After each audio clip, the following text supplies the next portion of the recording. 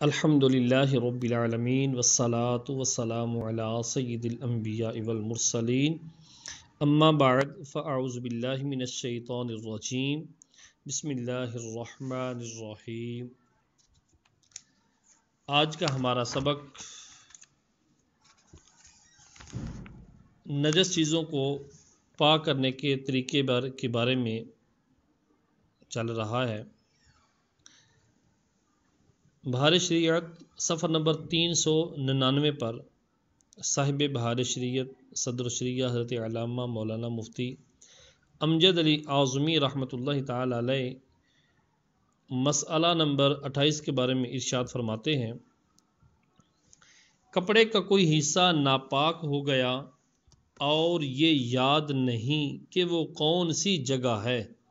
تو بہتر یہی ہے کہ پورا ہی دھو ڈال لیں، یعنی جب بالکل نامعلوم ہو کہ کس جگہ کس حصہ میں ناپاکی لگی ہے، اور اگر معلوم ہے کہ مثلا آستین یا کلی نجس ہو گئی مگر یہ نہیں معلوم کہ آستین یا کلی کا کون سا حصہ ہے، تو آستین یا کلی کو دھونا ہی پورے کپڑے کا دھونا ہے، اور اگر اندازے سے سوچ کر اس کا کوئی حصہ دھو لے جب بھی پاک ہو جائے گا، اور بلا سوچے سمجھے ہوئے کوئی ٹکڑا آستین یا کلی کا دھو لیا جب بھی پاک ہے، مگر اس صورت میں اگر چند نمازیں پڑھنے کے بعد معلوم ہو کہ نجس حصہ نہیں دھویا تو پھر دھوئے اور نمازوں کا اعادہ کرے، اور جو سوچ کر دھو لیا تھا اور بعد کو غلطی معلوم ہوئی، جو سوچو بچار کر کے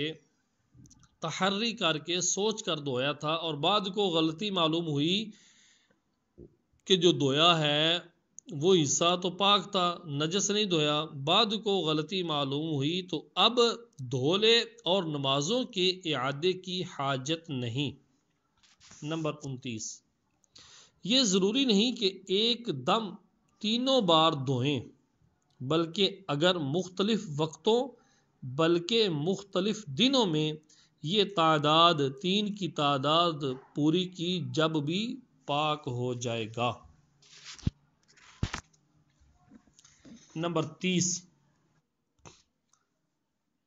لوہے کی چیز جیسے چھری، چاقو، تلوار وغیرہ جس میں نہ زنگ ہو نہ نقش و نگار،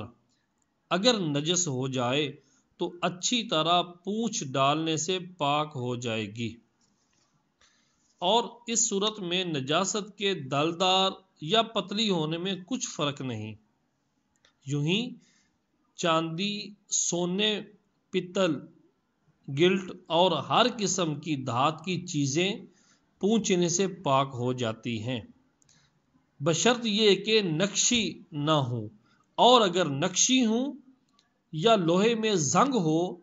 تو دھونا ضروری ہے، پونچھنے سے پاک نہ ہوں گی۔ نمبر 31، آئینہ اور شیشے کی تمام چیزیں اور چینی کے برتن یا مٹی کے روغنی برتن یا پالش کی ہوئی لکڑی، غرض وہ تمام چیزیں جس میں مسام نہ ہوں، کپڑے یا پتے سے اس قدر پونچھ لی جائیں کہ اثر بالکل جاتا رہے، پاک ہو جاتی ہیں۔ نمبر 32، منی کپڑے میں لگ کر خشک ہو گئی تو فقط مل کر جھاڑنے اور صاف کرنے سے کپڑا پاک ہو جائے گا، اگرچہ بعد ملنے کے کچھ اس کا اثر کپڑے میں باقی بھی رہ جائے، کپڑا پاک ہے۔ نمبر 33، اس مسئلہ میں عورت و مرد اور انسان و حیوان، تندرست و مریض جریان، جس کو جریان کی بیماری ہے، سب کی منی کا ایک حکم ہے۔ نمبر 34، بدن میں اگر منی لگ جائے تو بھی اسی طرح پاک ہو جائے گی، وہ بدن کا حصہ وہ پاک ہو جائے گا۔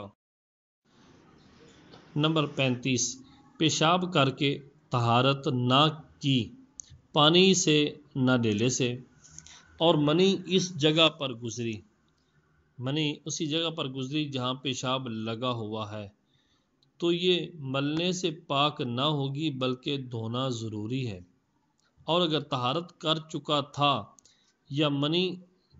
جست کر کے نکلی، یعنی اچھل کر نکلی کہ اس موضع نجاست پر نہ گزری، اس جگہ جہاں پہ نجاست لگی ہے وہاں پر لگی نہیں ہے، موضع نجاست پر نہ گزری تو ملنے سے پاک ہو جائے گی۔ نمبر 36، جس کپڑے کو مل کر پاک کر لیا اگر وہ پانی سے بھیگ جائے تو ناپاک نہ ہوگا۔ نمبر 37، اگر منی کپڑے میں لگی ہے اور اب تک تر ہے تو دھونے سے پاک ہوگا، ملنا کافی نہیں۔ نمبر 38، موزے یا جوتے میں دلدار نجاست لگی جیسے پاخانہ، گوبر، منی، تو اگرچہ وہ نجاست تر ہو، کھرچنے اور رگڑنے سے پاک ہو جائیں گی، یہ چیزیں پاک ہو جائیں گی اگر یہ نجاست لگی ہو۔ گوبر، پاخانہ، منی جیسے دلدار لگی ہو نجاست ہے تو جس چیز پہ لگی ہے وہ چیز پاک ہو جائے گی، موزہ ہے یا جوتا ہے۔ نمبر 39، اور اگر مثل پیشاب کے کوئی پتلی نجاست لگی ہو، رقیق، اور اس پر مٹی یا راکھ یا ریتا وغیرہ ڈال کر رگڑ ڈال لیں، جب بھی پاک ہو جائیں گے۔ اور اگر ایسا نہ کیا یہاں تک کہ وہ نجاست سوکھ گئی تو اب بغیر دھوئے پاک نہ ہوں گے۔ نمبر 40، ناپاک زمین اگر خشک ہو جائے اور نجاست کا اثر یعنی رنگ بو جاتا رہے، زمین پاک ہو گئی، خواہ وہ ہوا سے سوکھی ہو یا دھوپ یا آگ سے، مگر اس جگہ سے تیمم کرنا جائز نہیں، نماز اس پر پڑھ سکتے ہیں۔ نمبر 42، درخت اور گھاس اور دیوار اور ایسی اینٹ جو زمین میں جڑی ہو، یہ سب خشک ہو جانے سے پاک ہو گئے، اور اگر اینٹ جڑی ہوئی نہ ہو تو خشک ہونے سے پاک نہ ہوگی بلکہ دھونا ضروری ہے۔ یوں ہی درخت یا گھاس سوکھنے کے پہلے کاٹ لے، درخت گھاس سوکھنے سے پہلے ہی کاٹ لیں تو طہارت کے لیے دھونا ضروری ہے۔ نمبر 43، اگر پتھر ایسا ہو جو زمین سے جدا نہ ہو سکے، ماربل وغیرہ لگا ہوا ہے، تو خشک ہونے سے پاک ہے ورنہ دھونے کی ضرورت ہے۔ نمبر 44، چکی کا پتھر خشک ہونے سے پاک ہو جائے گا۔ نمبر 45، کنکری جو زمین کے اوپر ہے خشک ہونے سے پاک نہ ہوگی، اور جو زمین میں وصل ہے، زمین سے جڑی ہوئی ہے، زمین کے حکم میں ہے، یعنی خشک اور سوکھ جانے سے پاک ہو جائے گی۔ مسئلہ نمبر 46، جو چیز زمین سے متصل تھی، جڑی ہوئی تھی اور نجس ہو گئی، پھر خشک ہونے کے بعد الگ کی گئی تو اب بھی پاک ہی ہے۔ نمبر 47، ناپاک مٹی سے برتن بنائے تو جب تک کچے ہیں ناپاک ہیں، بعد پختہ کرنے کے پاک ہو گئے۔ نمبر 48، تنور یا توے پر ناپاک پانی کا چھینٹا ڈالا اور آنچ سے اس کی تری جاتی رہی، اب جو روٹی لگائی گئی پاک ہے۔ مسئلہ نمبر 49،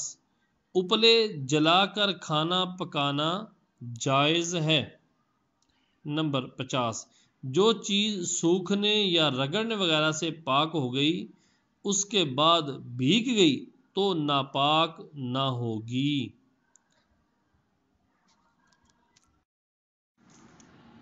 صفحہ نمبر 401 حصہ نمبر 2 مسئلہ نمبر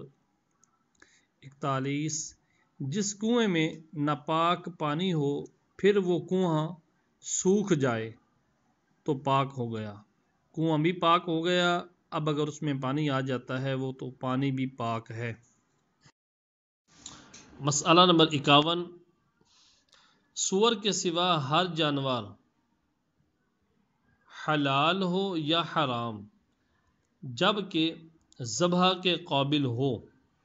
اور بسم اللہ کہہ کر ذبح کیا گیا تو اس کا گوشت اور خال پاک ہے۔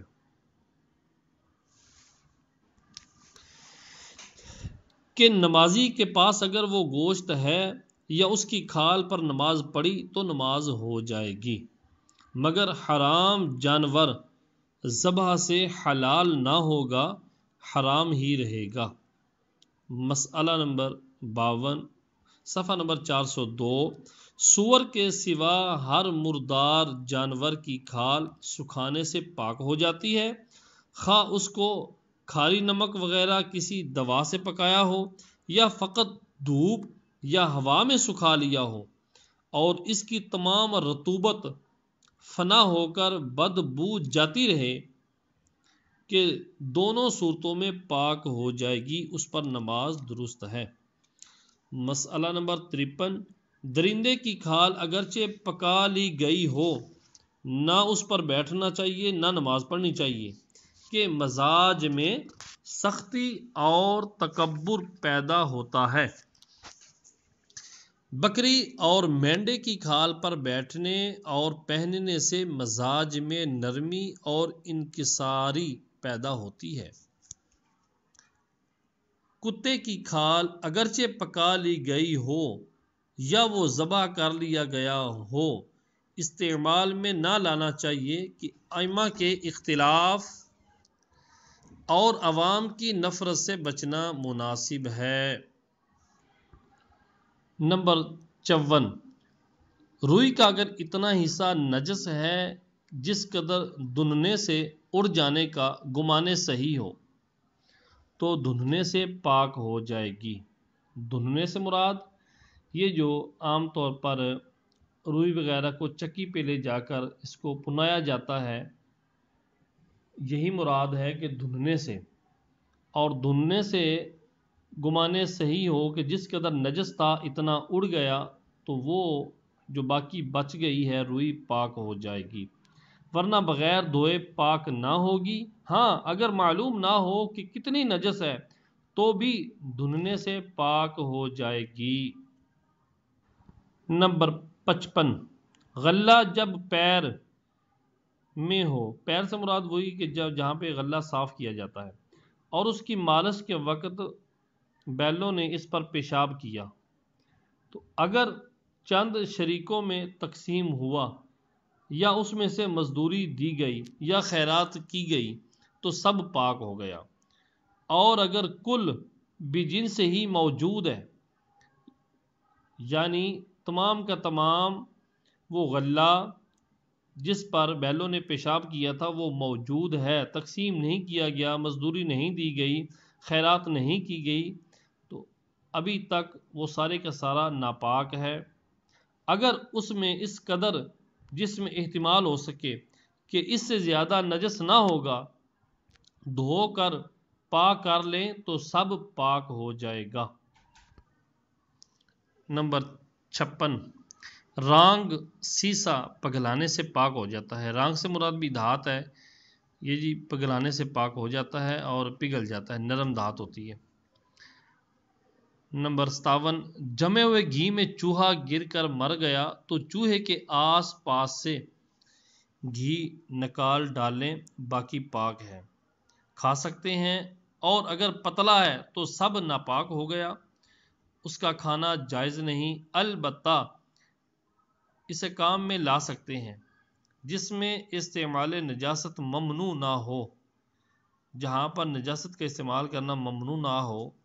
وہاں پر اس کو کام میں لا سکتے ہیں۔ تیل کا بھی یہی حکم ہے۔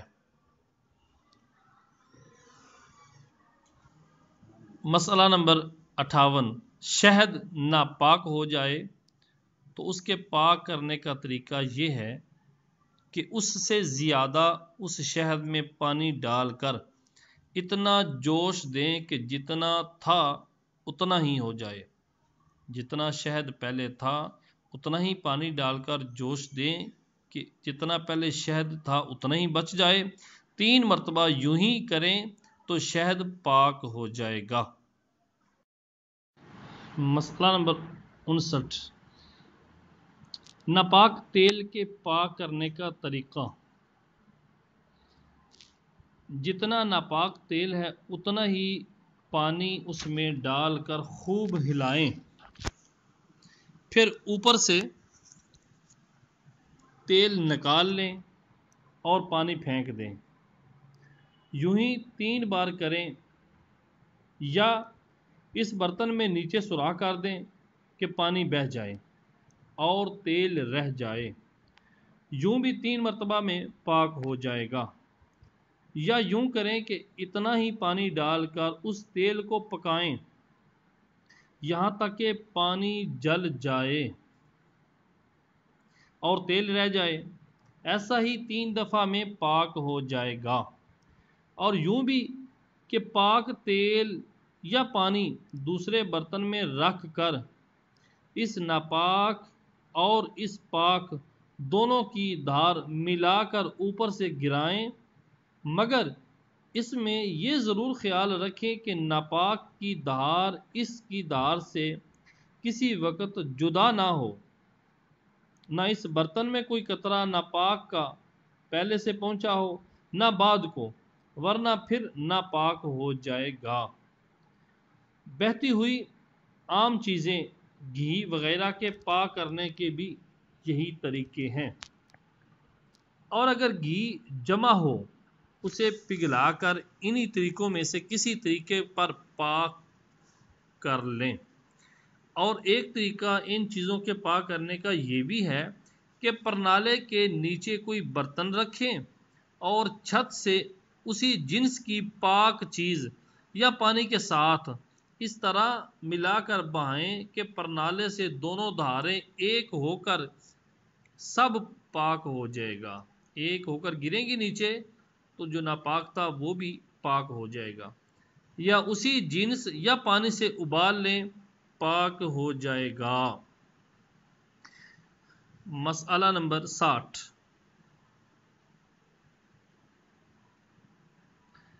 جائے نماز میں جس جگہ نماز پڑھنی ہے، جائے نماز میں ہاتھ، پاؤں، پیشانی اور ناک رکھنے کی جگہ کا نماز پڑھنے میں پاک ہونا ضروری ہے۔ باقی جگہ اگر نجاست ہو تو نماز میں حرج نہیں، ہاں نماز میں نجاست کے قریب سے بچنا چاہیے، نجاست کے قربت سے قریب ہونے سے بچنا چاہیے۔ نمبر 61، کسی کپڑے میں نجاست لگی اور وہ نجاست اسی طرف رہ گئی، دوسری جانب اس نے اثر نہیں کیا تو اس کو لوٹ کر دوسری طرف جدھر نجاست نہیں لگی نماز نہیں پڑھ سکتے، اگرچہ کتنا ہی موٹا ہو، مگر جب کہ وہ نجاست مواضع سجود سے الگ ہو، یعنی وہ نجاست سجدہ کرنے کی جگہ سے الگ ہو۔ پھر نمبر 62، جو کپڑا 2 تہہ کا ہو، اگر ایک تہہ اس کی نجس ہو جائے تو اگر دونوں ملا کر سی لیے گئے ہوں تو دوسری تہہ پر نماز جائز نہیں، اور اگر سلے نہ ہوں تو جائز ہے۔ نمبر 63، لکڑی کا تختہ ایک رخ سے نجس ہو گیا تو اگر اتنا موٹا ہے کہ موٹائی میں چر سکے تو لوٹ کر اس پر نماز پڑھ سکتے ہیں، ورنہ نہیں، یعنی الٹا کر کے دوسری جانب نماز پڑھی جا سکتی ہے، اسی جانب نہیں پڑھ سکتے۔ نمبر 64، جو زمین گوبر سے لیسی گئی اگرچہ سوکھ گئی ہو اس پر نماز جائز نہیں، ہاں اگر وہ سوکھ گئی اور اس پر کوئی موٹا کپڑا بچھا لیا تو اس کپڑے پر نماز پڑھ سکتے ہیں، اگرچہ کپڑے میں تری ہو مگر اتنی تری نہ ہو کہ زمین بھیگ کر اس سوکھی ہوئی کو تر کر دے، کہ اس صورت میں یہ کپڑا نجس ہو جائے گا اور نماز نہ ہوگی۔ آنکھوں میں ناپاک سرما یا کاجل لگایا اور پھیل گیا تو دھونا واجب ہے، اور اگر آنکھوں کے اندر ہی ہو باہر نہ لگا ہو تو معاف ہے۔ کسی دوسرے مسلمان کے کپڑے میں نجاست لگی دیکھی اور غالب گمان ہے کہ اس کو خبر کرے گا تو پاک کر لے گا تو خبر کرنا واجب ہے۔ مسئلہ نمبر 67، فاسقوں کے استعمالی کپڑے جن کا نجس ہونا معلوم نہ ہو پاک سمجھے جائیں گے، مگر بے نمازی کے پاجامے وغیرہ میں احتیاط یہی ہے کہ رومالی پاک کر لی جائے، کہ اکثر بے نمازی پیشاب کر کے ویسے ہی پاجامہ باندھ لیتے ہیں، اور کفار کے ان کپڑوں کے پاک کر لینے میں تو بہت خیال کرنا چاہیے۔ صلو علی الحبیب صلی اللہ تعالی علیہ وآلہ وسلم۔ الحمد للہ رب العالمین والصلاة والسلام علی سید الانبیاء والمرسلین، اما بعد فاعوذ باللہ من الشیطان الرجیم، بسم اللہ الرحمن الرحیم۔ آج کا ہمارا سبق استنجا کے بیان کے بارے میں ہے۔ صاحب بہار شریعت کے صفحہ نمبر 405 پر آیت کریمہ درج کرتے ہیں۔ اللہ تبارک و تعالی قرآن کریم فرقان حمید میں ارشاد فرماتا ہے، فیہ رجال یحبون ان یتطہروا واللہ یحب المطہرین۔ اس مسجد یعنی مسجد قباء شریف میں ایسے لوگ ہیں جو پاک ہونے کو پسند رکھتے ہیں، اور اللہ دوست رکھتا ہے پاک ہونے والوں کو۔ حدیث مبارکہ میں سنن ابن ماجہ میں ابو ایوب و جابر و انس رضی اللہ تعالی عنہم سے مروی کہ جب یہ آیت کریمہ نازل ہوئی، رسول اللہ صلی اللہ تعالی علیہ وآلہ وسلم نے فرمایا، اے گروہ انصار، اللہ تعالیٰ نے طہارت کے بارے میں تمہاری تعریف کی، تو بتاؤ تمہاری طہارت کیا ہے؟ عرض کی، نماز کے لیے ہم وضو کرتے ہیں اور جنابت سے غسل کرتے ہیں اور پانی سے استنجا کرتے ہیں۔ فرمایا تو وہ یہی ہے، اس کا الزام رکھو، یعنی اس کو لازم رکھو۔ حدیث نمبر 2، ابو داؤد و ابن ماجہ زید بن ارقم رضی اللہ تعالی عنہ سے راوی، رسول اللہ صلی اللہ تعالی علیہ وآلہ وسلم نے ارشاد فرمایا، یہ پاخانہ جن اور شیاطین کے حاضر رہنے کی جگہ ہے، تو جب کوئی بیت الخلاء کو جائے تو یہ پڑھ لے، اعوذ باللہ من الخبث والخبائث۔ صحیحین میں یہ دعا یوں درج ہے،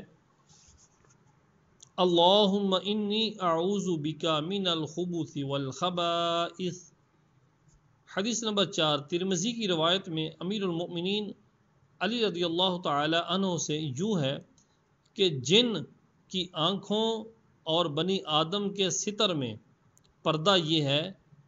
کہ جب پاخانے کو جائے تو بسم اللہ کہہ لے۔ حدیث نمبر 5، ترمذی و ابن ماجہ و دارمی ام المؤمنین صدیقہ رضی اللہ تعالی عنہا سے راوی کہ رسول اللہ صلی اللہ تعالی علیہ وآلہ وسلم جب بیت الخلاء سے باہر آتے تو یوں فرماتے، غفرانک۔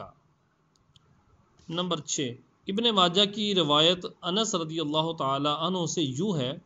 کہ جب بیت الخلاء سے تشریف لاتے تو یہ فرماتے،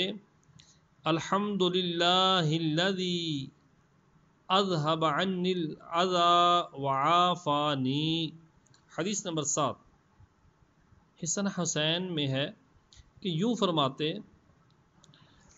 الحمد للہ الذی اخرج من بطنی ما یضرنی وابقى فیہ ما ینفعنی۔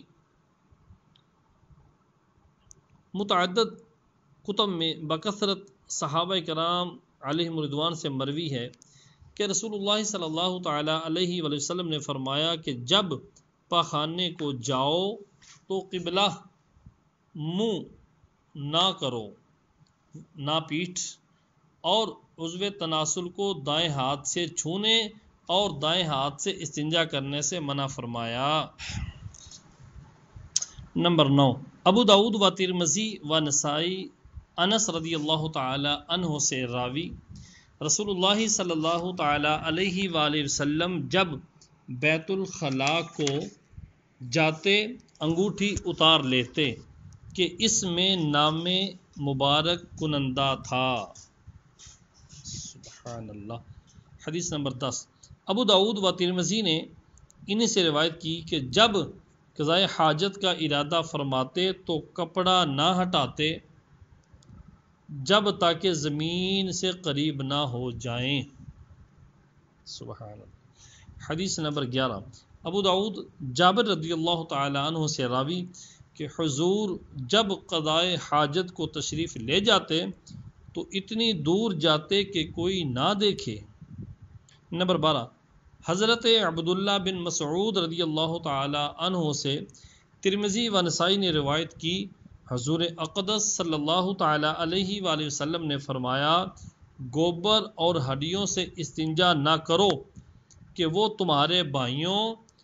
جن کی خوراک ہے۔ اور ابو داؤد کی ایک روایت میں کوئلے سے بھی منع فرمایا گیا۔ نمبر 13، ابو داؤد و ترمذی و نسائی عبداللہ بن مغفل رضی اللہ تعالی عنہ سے راوی، رسول اللہ صلی اللہ تعالی علیہ وآلہ وسلم نے فرمایا، کوئی غسل خانے میں پیشاب نہ کرے پھر اس میں نہائے یا وضو کرے کہ اکثر وسوسے اس سے ہوتے ہیں۔ حدیث نمبر 14، ابو داؤد و نسائی عبداللہ بن سرجس رضی اللہ تعالیٰ عنہ، عبداللہ بن سرجس رضی اللہ تعالیٰ عنہ سے روایت کہ حضور نے سوراخ میں پیشاب کرنے سے ممانعت فرمائی۔ نمبر 15، ابو داؤد و ابن ماجہ معاذ رضی اللہ تعالی عنہ سے راوی کہ حضور نے فرمایا، 3 چیزیں جو سبب لعنت ہیں ان سے بچو، گھاٹ پر اور بیچ رسیتا اور درخت کے سائے میں پیشاب کرنا۔ نمبر 16، امام احمد و ترمذی و نسائی ام المؤمنین صدیقہ رضی اللہ تعالی عنہا سے راوی فرماتی ہیں، جو شخص تم سے یہ کہے کہ نبی کریم صلی اللہ تعالی علیہ وآلہ وسلم کھڑے ہو کر پیشاب کرتے تھے تو تم اسے سچا نہ جانو، حضور نہیں پیشاب فرماتے تھے مگر بیٹھ کر۔ سبحان اللہ۔ حدیث نمبر 17، امام احمد و ابو داؤد و ابن ماجہ ابو سعید خدری رضی اللہ تعالی عنہ سے راوی ہیں، رسول اللہ صلی اللہ تعالی علیہ وآلہ وسلم نے ارشاد فرمایا، 2 شخص پاخانہ کو جائیں اور ستر کھول کر باتیں کریں تو اللہ اس پر غضب فرماتا ہے۔ حدیث نمبر 18، صحیح بخاری و صحیح مسلم میں عبداللہ بن عباس رضی اللہ تعالی عنہما سے مروی کہ رسول اللہ صلی اللہ تعالی علیہ وآلہ وسلم نے 2 قبروں پر گزر فرمایا تو یہ فرمایا، کیا ان دونوں کو عذاب ہوتا ہے اور کسی بڑی بات میں جس سے بچنا دشوار ہو معذب نہیں ہے؟ یعنی کوئی ایسی بڑی بات نہیں ہے کہ جس سے بچنا مشکل ہو۔ ان میں سے ایک پیشاب کی چھینٹ سے نہیں بچتا تھا اور دوسرا چغلی کھاتا۔ پھر حضور نے کھجور کی ایک تر شاخ لے کر اس کے 2 حصے کیے، ہر قبر پر ایک ایک ٹکڑا نصب فرما دیا۔ صحابہ نے عرض کی، یا رسول اللہ علیہ وسلم، یہ کیوں کیا؟ فرمایا، اس امید پر کہ جب تک یہ خشک نہ ہوں ان پر عذاب میں تخفیف ہو۔ سبحان اللہ۔ میرے محترم اسلامی بھائیوں، تو اگر قبر کے اوپر کھجور کی ٹہنی لگنے سے قبر میں عذاب جو ہو رہا ہے اس میں تخفیف ہو سکتی ہے، تو قبر کے پاس بیٹھ کر قرآن پاک کی تلاوت کی جائے، نعت مصطفیٰ صلی اللہ علیہ وسلم کی جائے، تو کیا اس سے عذاب میں تخفیف نہیں ہوگی؟